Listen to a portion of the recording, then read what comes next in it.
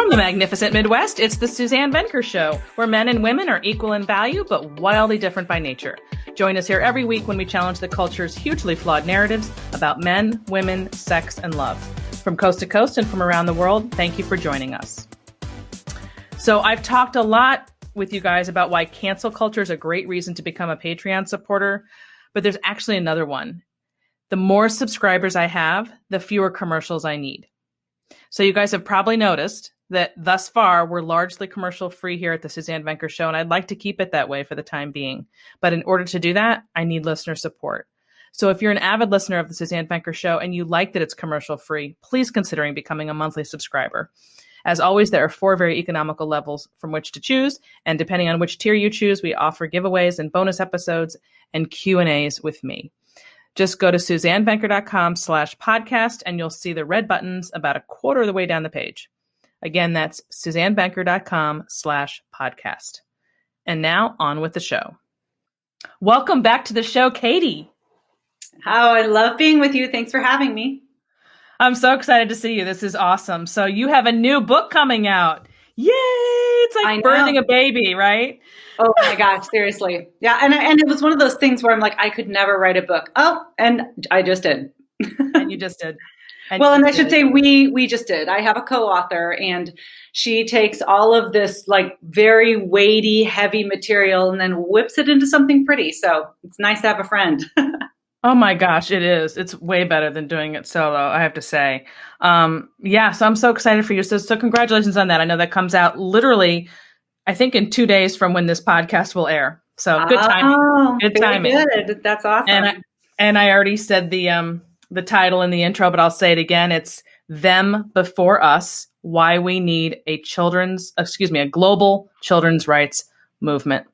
So we're going to talk all about the rights of kids today. So I'm so excited. Good. My favorite subject.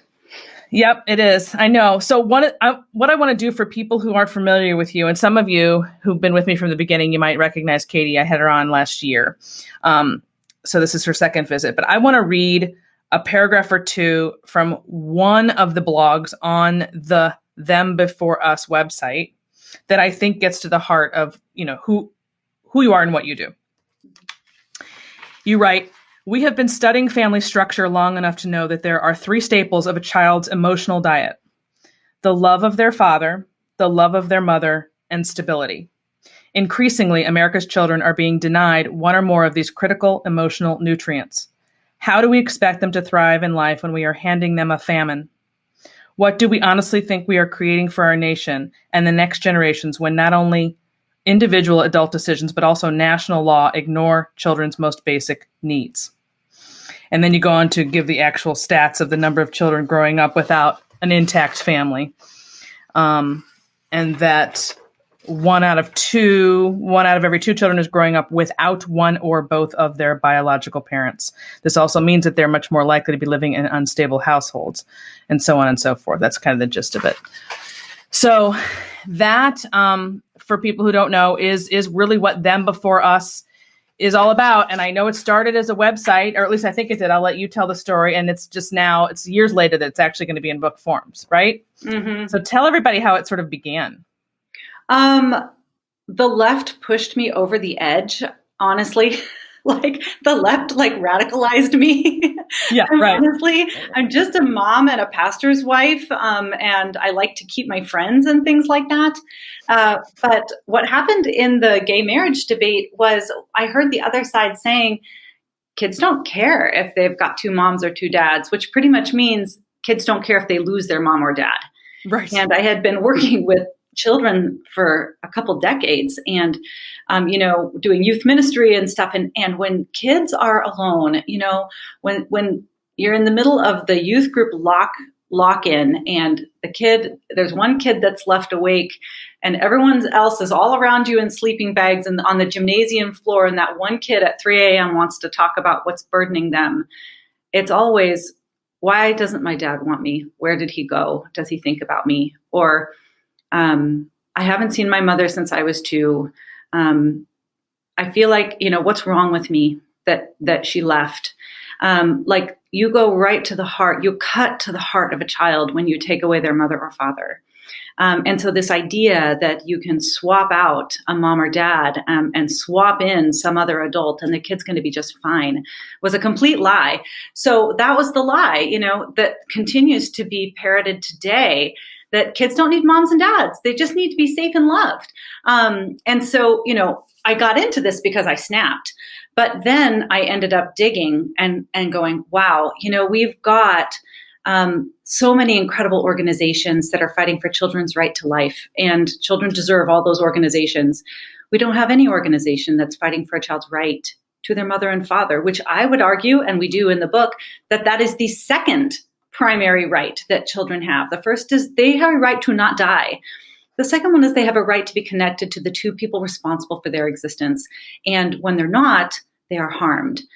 So that's kind of how we got into this journey. And yeah, incrementally, but here we are. Yeah. And it should be a great lesson for anybody who's listening and feels that same angst when they see and hear what's going on in the world and then feeling like they can't do something. You are actually living proof of what can be done when you put your mind to it and you get passionate enough to do it, right? Yeah. And when you're okay with the cost, right. Well, and that's what's stopping all of us, right? I mean, all you people listening know exactly what I'm talking about. The thing that makes you go, that's just unjust. What is going on with that? But that if you say something about it, you're going to lose friends. And so at some point you just have to go, okay, what's worth losing friends over? Mm-hmm. Absolutely. Oh God, don't get me started. Mm-hmm. Absolutely. And I'm so glad you brought that up, because you're right. That is really ultimately what stops people, I think, at the end of the day. And it's a hard hurdle. But that's exactly how you have to ask it, is what's the price of silence? That's exactly right. And who has to pay it? Right. Mm-hmm. Because usually it's the most vulnerable. And so it's time for all of us. We talk about that in the book, that this is a movement of ordinary adults, honestly, because ordinary adults seem to be the only ones that possess what celebrities and politicians and academia don't have. And that is courage. It is time for ordinary adults to have the courage to do what all of the people in power should be doing, but honestly don't have the guts to do. And if we don't, it's the most vulnerable in this situation, children, who are going to pay the price. Right. And I also feel that then we're part of the problem if you don't speak up, if you're just quiet. That's another price of silence. Okay. So that's interesting that you mentioned, you gave a few tidbits of those stories of kids, because I want to get to the book in a second, Katy, but one of the most powerful aspects of your the website, anyway, at least in my opinion, are the stories that you have there, and you have them in spades. Can you tell people about those and maybe give a particular striking example? Yes, we actually have like a preface of a preface, and it's called Stories of the Silent in the book, where we talk about it's really easy for adults to tell their stories when it comes to marriage and family. Oh, I was in such an unhappy marriage, but oh my gosh, I found the love of my life. And now I'm just, vacationing in the Bahamas and everything's great. And I'm so glad I was able to cut that, dead weight, blah, blah, blah, or, oh, I finally come out and I'm living my best life and I'm my true self. Or, two men who want to create a baby through a surrogate, and they're talking about how much love they have and they've been rejected by so many adoptive moms. But if only you would contribute to my GoFundMe campaign, we have so much love to give. I mean, adults talk about this kind of thing all the time, right? And the world swoons when adults tell their story of self-fulfillment when it comes to family. For the kid of the mom who ran off with the guy who really understands her, for the child of the woman who comes out and leaves her family so that she can, pursue a lesbian lifestyle, for the child created through surrogacy to share their story, of what happened when that GoFundMe campaign, met its goals. What do you think happens? Do you think that the world swoons? No, the world sneers at those children, right? And they depreciate their experience. Well, you should just be grateful that you have two parents that love you. Oh my gosh, they paid so much money to have you. Well, don't you want your mom to be happy? She's living her best life, right? And then what else happens? Do you think that it endears the child to the family when they say, it devastated me when my mom broke up my marriage, and I am still dealing with the fallout now because I go over to the house with her new husband and he does not treat me like a son or daughter that I deserve to be, right? Or what about the child who's created through surrogacy for these two gay guys? What do they say when they say, I fantasized about having a mother and I wondered every day when I walked down the street, did I just walk past my mother today? I wonder if she knows that I exist. Does she play the piano like I do? Because nobody else in my family plays the piano. I wonder where I get it from. So I've just given you little snippets, right, of all the different kinds of real life stories that you're going to read in the book. Because, it's not like there's anything original here. When kids lose their mother or father, no matter how it happens, death, divorce, abandonment, reproductive technologies, they mourn. And often there's lifelong fallout as a result. And, it's not like it's like you said, it's not new. It's just, I feel like, to the best of my knowledge, you're the first person who's taken a microphone and put it up to their mouth. I hope so. We often say people, kind of conservatives and pro-life, pro-family advocates, we've always had the best data. We have always had the best research.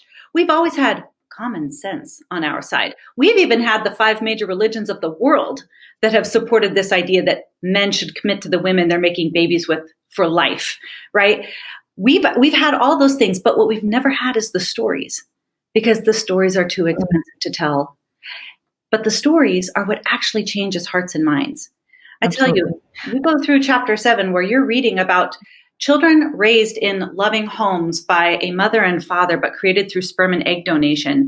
And you read about how it wrecks their identity and how they feel like they were a consumer product that was bought and sold, and how they fantasize about who their real mother is. Get through that and then tell me whether or not you think that sperm and egg donation is A-okay, even if it, helps adults fulfill their dreams. You cannot look these kids in the face and then ignore the kind of harm that comes to them when we ignore their fundamental rights. I want you to real quickly, before we start on these different myths we're going to debunk, tell people really quickly, in case I forget, the difference between adoption. I asked you this last time. I can't remember exactly how I asked it. Do you know what I'm getting at? Yeah, I totally do. So we talk about adoption in chapter 9. It gets its own chapter, because when you understand adoption properly, it is the only exception to the modern family that supports children's rights, right? Adoption is an institution geared around the needs of children. And we contrast that with reproductive technologies, which are a marketplace that are geared towards the desires of adults. And so one of them is a child-friendly process, and the other one completely disregards the needs and the rights of children. We say in adoption, the adults have to clear a lot of background checks. In reproductive technologies, the only check that has to clear is the one coming from the bank, right? They are two totally different things. So I'm glad we started off on that, because most people who are on the pro-life, pro-family side understand the importance of adoption. But it's important because it's child-centric. It's not a way for adults to get kids. And that is what the reproductive technology world is designed for. Okay. Thank you for clarifying that, because I know you've had people ask you that a lot, I think. Oh, yeah. So, yeah. And I'm an adopted mom, and so adoption's really close to my heart. I think it's really important we get this right. Okay, so we're going to go through and debunk these myths, which I think are the main points in your book. Number 1, I'm just going to read them out and then let you go and do your thing. Kids need only love and safety. Moms and dads are optional. Yeah, my quick response to that is we have been studying family structure long enough that to know the very place where kids are most likely to be safe and loved is in the home of their own married mother and father. There's just no statistical rebuttal to that biology matters in the parent-child relationship. Biological parents tend to be the safest adults in a child's life, the most connected to, the most invested in, the most attached to their children. We spend all of chapter 2 talking about the studies that illustrate how differently non-biologically related parents react to and interact with children in the home. Thankfully, and I say this knowing that everybody out there has in mind some step-parent that is doing hero's work, right? Because they are filling in for some deadbeat, negligent biological parent. And we can recognize those anomalies, but they are, right? The rule is biological parents are going to be the most connected to, protective of, invested in their own children. And so in terms of love and safety, your listeners right now can just pause, Google the words mother's boyfriend, and then come back to the podcast and listen to the rest of this. Because what they're going to find is the devastating, gruesome stories of illustrating the fact that an unrelated cohabiting man is the most dangerous person in a child's life. And so this idea that, kids don't need moms and dad, they just need to be safe and loved. I'm like, okay, if you want them safe and loved, you better give them their own mom and dad, and they better be married. Bingo. Absolutely. And I feel like you must get a lot of flack for people saying, so I can hear them now going, well, it's not going to be 100% that way. You have to make allowances for quote unquote alternative families. And I don't think your point is to say that we can have 100% of people doing this, but just to simply say, this is not that. So don't make that comparable to this. Yeah. Yes? Right. So the rule is that biological parents are the safest, right? The exception is that a non-biological parent rises to that level of connection with a child. And that is the very reason why adoption agencies force people like me to go through months of screening, background checks, references, home studies, physical exams. I mean, all of that kind of stuff, because social workers aren't fools. They would lose their license if they just handed a kid over to me. Because why?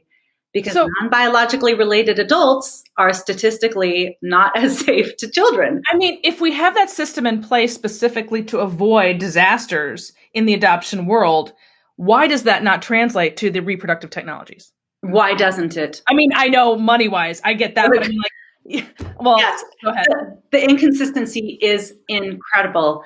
So, yeah, you're right. I mean, the fact that you can create a child on a whim without going through what you went through as an adoptive mom, I don't, is there no pushback to that? There's no pushback. No, there's no pushback. No, because there is no regulation. There's no oversight. There's not even any serious tracking of who these children are, where they're going, who's taking them home. These kids can, we talk about this in detail in the surrogacy chapter, which I know we're kind of skipping ahead, but surrogacy is really just on-demand designer babies shipped worldwide. I mean, these kids are crossing borders, never to be seen from or heard from or followed up with again. As an adoptive parent, we had several post-placement evaluations where the social worker came and checked on the well-being of the child. Reproductive technologies are the absolute inverse of adoption best practice that has been developed over decades. It's so scary. And it's just the beginning, Katy. I mean, this is new. Really? This is new. Oh, and there's more. I mean, we're at such a scary place now, and it's not stopping. No. Okay, so number 2 kind of goes somewhat, hand in hand with number 1, but love makes a family, biology is irrelevant. And of course, we see this in Hollywood all the time. All we need is love. Mm-hmm. Just as long as people love each other. And then, of course, I'm immediately thinking of marriage because I attribute it to that because I'm always saying love is definitely not enough to be married. So if it's not enough to get you through 45 years of marriage or whatever, it's not enough to raise a child. So, yeah. I think that's probably the most prevalent myth. Love makes a family. And love is important to a family, but love does not make a family. And what people usually say when they say love makes a family is they mean I, the adult, can do anything I want. As long as I'm happy. As I love them. Yes, right. Right. As long as I'm happy, I'm with the person that I want to be with. Yep. Everybody else should revolve around me and get in line so that I can be happy. That's really what love makes a family means. Because if you're talking about the well-being of the child, we know 3 things: that biology matters, that gender matters, and that marriage matters. I did a What Would You Say video with the Colson Center on exactly that. And so we go through, we've got a chapter on biology matters that you and I kind of talked about a bit. We have a chapter on gender matters in parenting. And then we've got a whole chapter on why marriage matters and is a social justice issue for children. So love is important.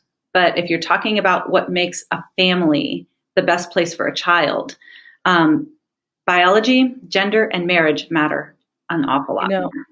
The whole love idea of love being enough to get married and love being enough to raise kids and have a family is so immature. That's really the only word I can think of. It's infantile. Yeah. What's that?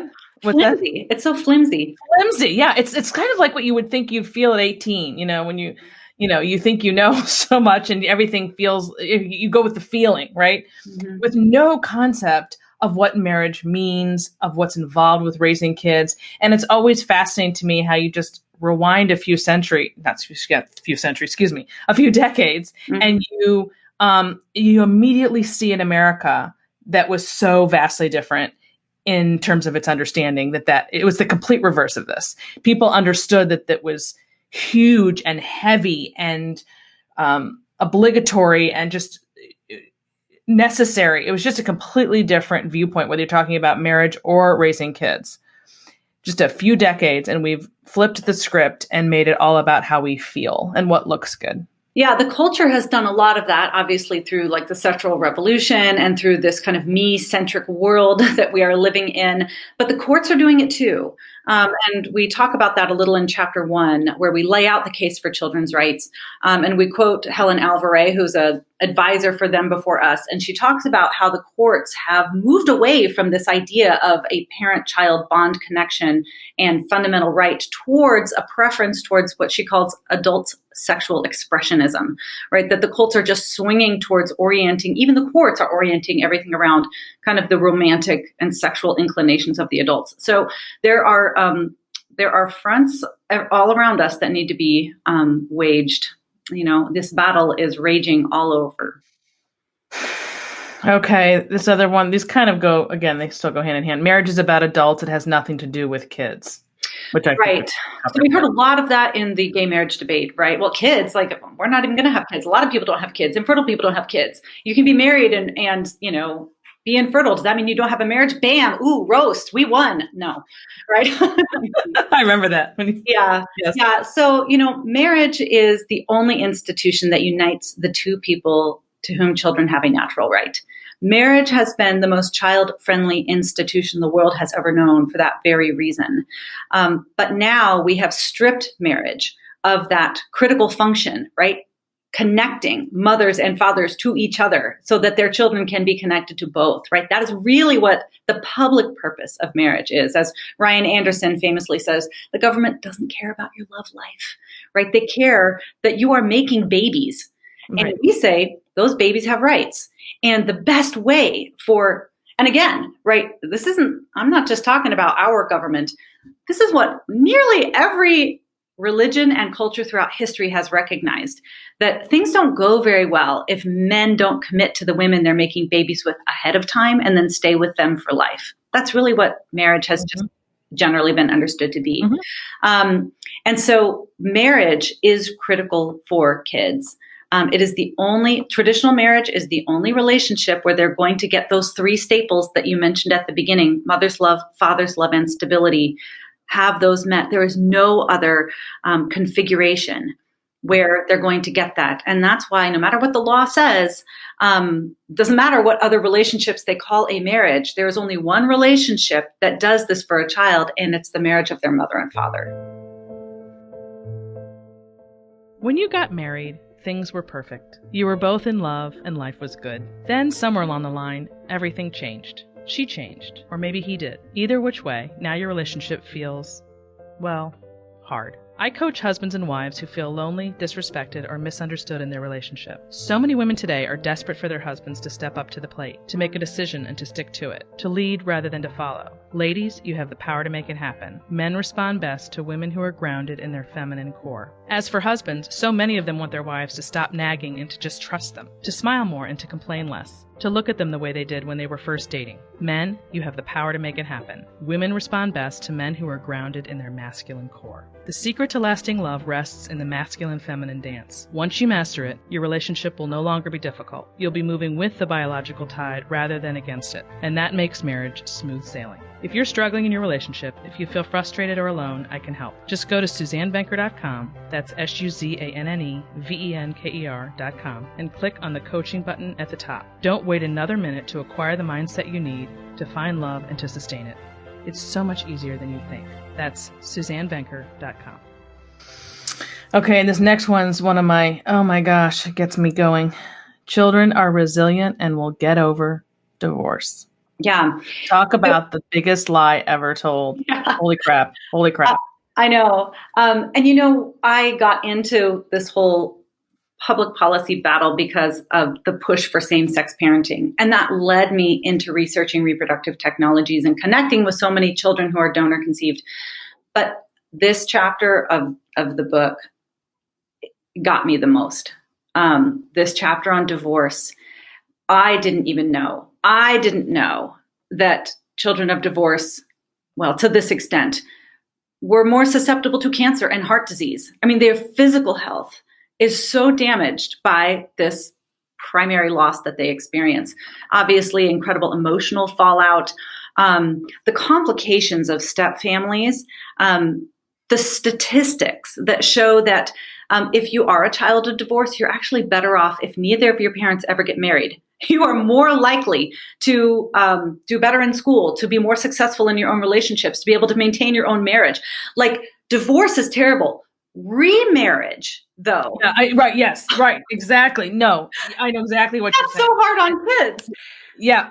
You could almost argue, okay, if it's really that bad, split up, but stay focused on your kids. Don't get involved with anybody else and take them to 18. You know what I mean? And that would be, I would take that today over what you're talking about, because you're right. It's when the remarriage and the new family comes in that the disaster occurs. And I would say you can't argue that if it's you should argue that if it's abusive or seriously high conflict, then yes, children experience some relief from divorce. But as you are very well aware, that is not the majority of cases. That's not the majority, right? And the thing about remarriage that is so concerning to me, and we see it all around in our neighborhoods and with our family members and just everybody we know, to me, what's most frustrating about it is that it's been so normalized that I think something happens psychologically to people when something becomes so normalized, because of that whole desire that humans have to be, to do what everyone else is doing, kind of thing, and feel good about what they're doing.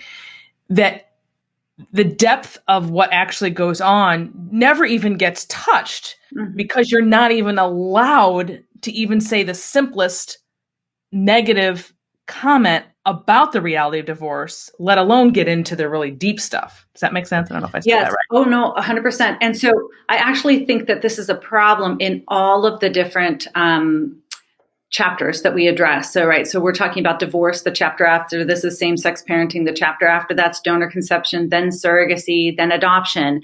And what happens when these are so normalized is the kids still experience the fallout, right? They still experience this strange physical symptoms, of like having bizarre stomach aches and bedwetting that people are like, what's wrong with your kid? Well, I don't know. Like, they just started happening. I don't know, or these children, they deal with the mother hunger or the father hunger, but everybody in their world is saying, gosh, you're so lucky to have two moms. You must be so happy.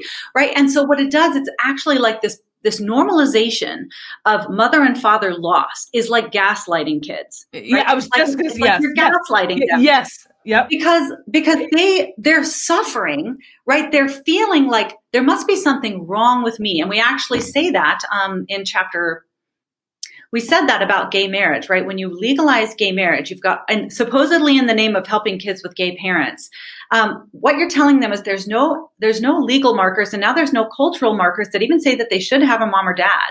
So when they say, "Oh my gosh, I wish I had a dad," they look around, and we've got dozens of quotes testifying this in the book. They go, "There must be something wrong with me. There must be something wrong with me for feeling sad, feeling sick, feeling hurt, feeling wounded, feeling like I'm not enough, feeling incomplete, feeling like something's wrong, feeling angry. I mean, I'm wrong for feeling this way, when really what they want is what every kid in the history of the world has ever wanted, which is to be known and loved by both their mom and dad. And if it had happened 40 years ago, like my husband is a product of divorce, everybody rallies around that kid. Before it was normalized, people understood and grasped the scope of the weight of this and then rallied around him. Now it's like, you're fine. Mm-hmm. Right? Well, not only that, and we say this is a common theme throughout the book too, not just, oh, you're fine, but you need to support your parent. Yeah. Oh yeah. Step, another level. Right. Right. You are there. You exist to support them, where it should be the exact opposite, right? Adults should be the ones that are sacrificing and accommodating. But whenever you have children who lose a parent because adult desire was prioritized above their right, you automatically place the burden of acting like an adult on the child. The child has to sacrifice. The child has to be understanding. The child has to accommodate. It is a role reversal in all of these family structures. And the fallout, I mean, we're so clueless. We're so clueless. I mean, the fallout of what this kid, that's literally changing who he or she becomes. And it will be carried with him for life in his own relationships with going in his adult life. It's mind numbing. Actually, I think sometimes when you sit down and think about it, it's so far reaching that it's painful. You can't even go there because it's so surreal and beyond the scope of what you feel like you can do. Yeah, it is. I mean, and that's true for the individual child. You can read their stories and you really just go, we're starving them. We are starving them of something that they need. But then you look at that happening on such a widespread scale in this country and you go, oh, yeah. You can say shit on this. You can say shit. Oh, I can. Good. Yeah. Yeah. You say, oh shit. We are in such big trouble as a nation because we're raising generations of starved children. Which is why you titled this article that I read out of at the beginning, Half of U.S. Children Are Emotionally Starving, which I thought was a great title. Mm-hmm. Okay, this one's personal for you. 5 studies show no difference in outcomes for kids with same-sex parents. Tell everybody why this is personal. Well, I don't have 2 moms, but I do have a mom that I love and I'm really close to who has a partner, and they've been together for more than 30 years. I don't consider her partner my mother, but I consider her partner my friend. And thankfully, after my parents divorced, I stayed connected to both my mom and dad, and they did their best. They did a really good job in terms of divorce, of staying civil with one another and staying connected to me. So I'm so grateful that they were able to work that out. The kids who grow up with no knowledge of their father, completely disconnected from either their mom or dad because they're raised in a same-sex household, they struggle. But we spend the first half of that chapter debunking this myth that studies show that kids fare no different, because that was pushed over and over leading up to the Supreme Court decision to legalize gay marriage. They needed this research to validate, so on the one hand, they're like, well, marriage has nothing to do with kids. Also, kids with same-sex parents fare no different, so you should legalize gay marriage, right? I mean, they wanted it both ways.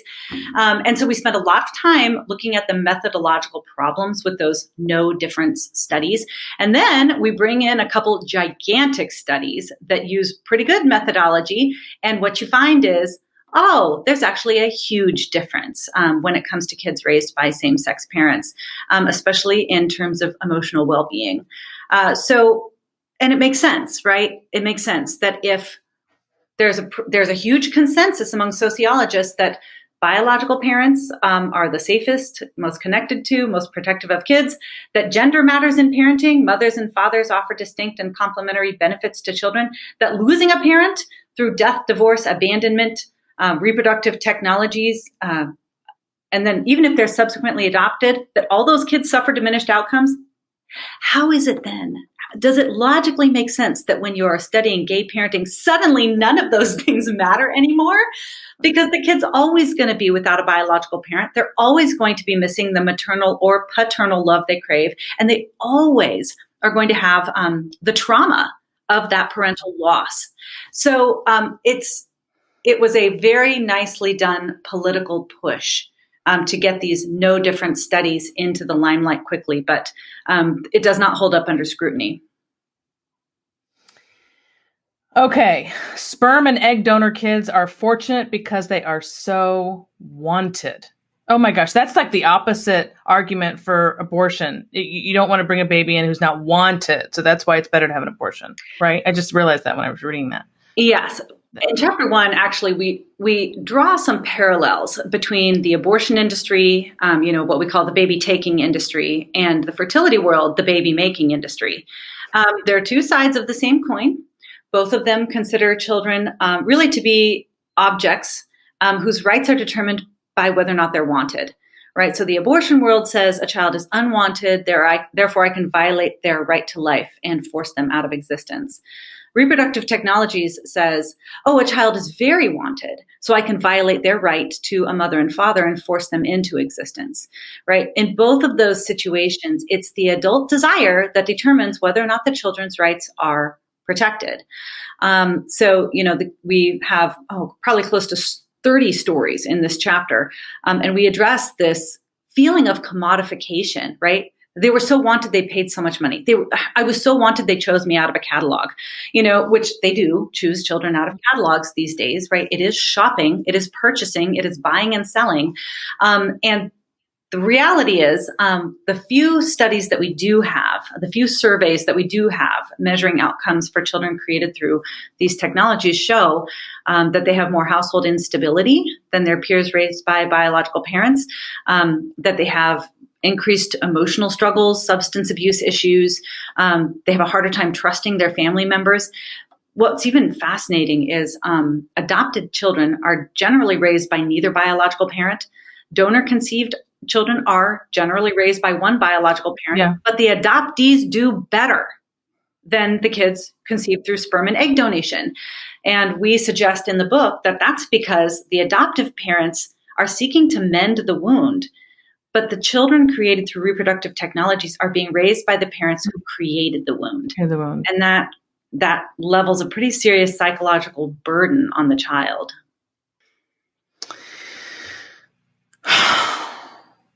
Okay. Surrogacy is a great way to help wannabe parents have a baby. Surrogacy is I'm going to let you. So I think a lot of people listening right now will be like, what on earth is wrong with surrogacy? I can hear it now. So you're the only one who can answer that. So go ahead. Yeah. Well, and especially for us people who are pro-life and pro-family, and we love babies, right? And especially because the only thing that the media lets us see are these airbrushed photos of celebrities who have surrogate-born children who are beautiful and wonderful, and they really, really are. But the reality is that when you're making children in laboratories, which is what surrogacy starts with, only 7% of those lab-created children will be born alive. Okay, this is a child commodifying process where most of these lab-created babies are going to either live forever in a freezer, they won't survive the transfer, they're going to be sex-selected and rejected, they're going to be deemed non-viable and rejected, they will be selectively reduced, which means aborted in the womb if they're the wrong sex or there's too many of them or too many took when they did the implantation. This is not a child-friendly process. There's a famous case, Lance Bass is now on his 10th surrogacy attempt. And, anywhere from 1 to 4 children in each of those transfers, and none of them have taken hold. I mean, this is a process where you just burn through unborn children until you get the one you want. So we go through the chapter and we talk about how, what you pointed out, there are no background checks for people that are creating children through reproductive technologies. And so you have these dystopian scenarios where men create children just for the purpose of exploiting them in horrifying ways. You've got the situation of the baby factory dad, a millionaire in Japan that decided he wanted 100 children. He was single, didn't have a wife, didn't want a wife, purchased the eggs of a white woman, hired out farms of women in Thailand, and then just raised crops of children. So we are, for the first time in the world, I mean, we've dealt with father loss in humanity for a long time, sometimes on massive scales, like after war. We have never been to the place where we are inflicting mother loss on children. And now we get all the dystopic kind of realities that go along with completely ignoring and defying what is the most intimate biological connection we have with any person in our world, and that's our mother. It's all so awful, Katy. It's all so awful. I don't know how you do this every day and stay as upbeat as you do and are. It's just really heavy stuff. Yeah, injustice pisses me off. I know. I mean, that's the only explanation is sometimes I think, I kind of want to go do something else. Damn it. Same. No. And I'll tell you what, artificial wombs are on the horizon. And the most expensive part of creating a baby in reproductive technologies is finding a woman who will rent her body for 9.5 months. We already have entire countries that will open their doors to the surrogate clinics And they will create factories of women for breeding, floors of them, right? Cots lined up for pregnant women who are renting their bodies, usually to white, wealthy Westerners. And then after a couple of years, all of those countries close their doors, right? Nepal, Cambodia, Thailand, because what they realize is, oh, wow, this is not India. This isn't just a way for poor women to make money. We're purchasing women and selling children. And so many of these markets that have cheap wombs, interestingly, they are brown wombs, they have realized we can't do this. And so if there's a way to cut out women altogether from the baby making process, boy, would we save a lot of money.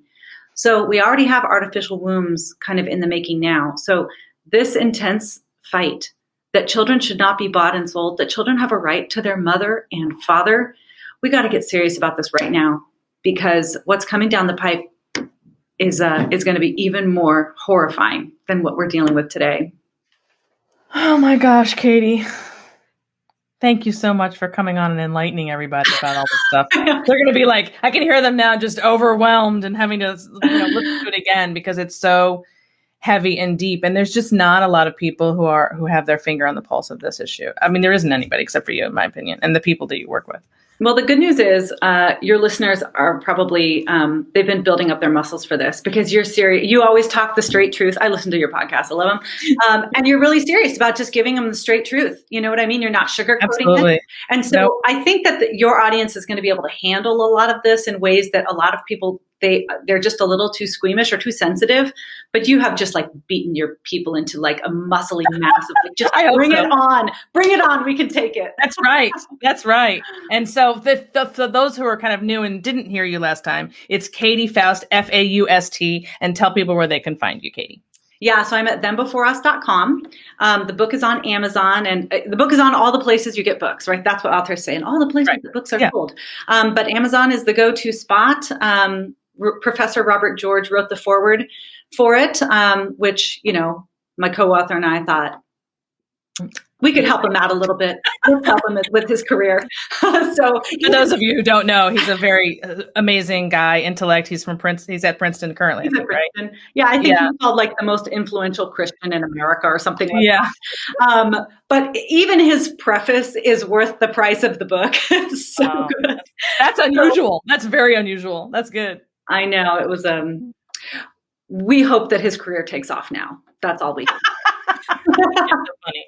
Oh my God, this has been great. Really appreciate it, Katy. Thanks for having me. So yeah, good luck with everything. 2 days, I think.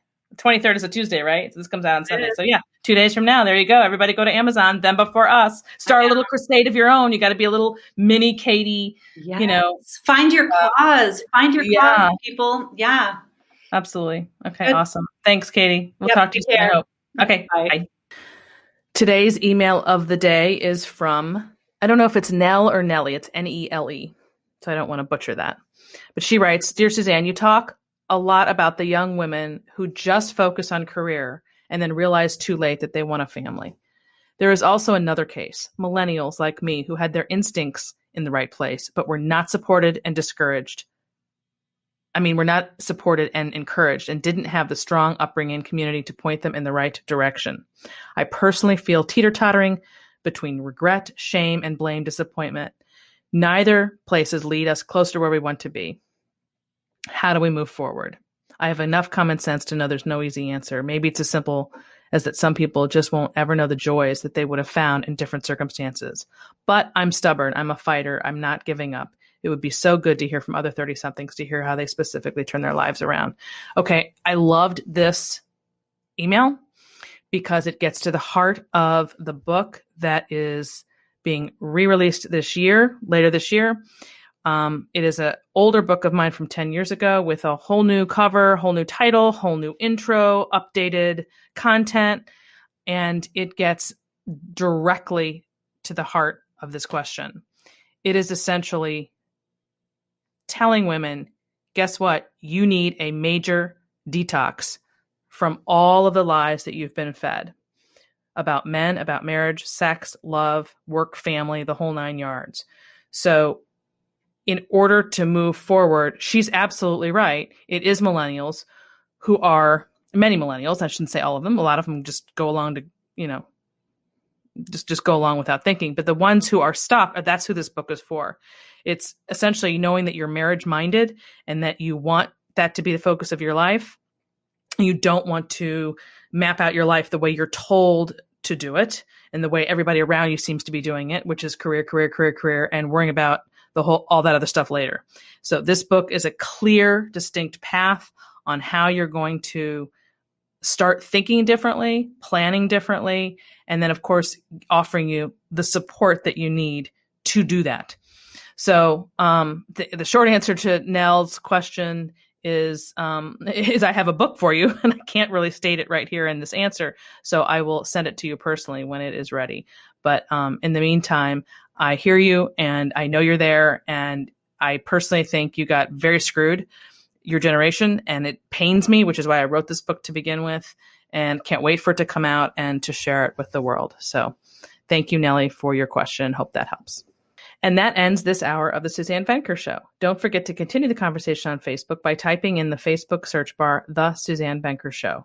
Also, please recommend this podcast to one friend you think would enjoy it. And don't forget to leave us a review on whatever platform you're now using. Finally, if you have a question or comment for me, you can email me at Suzanne@thesuzannevenkershow.com. Thanks for listening, everyone. Have a great week.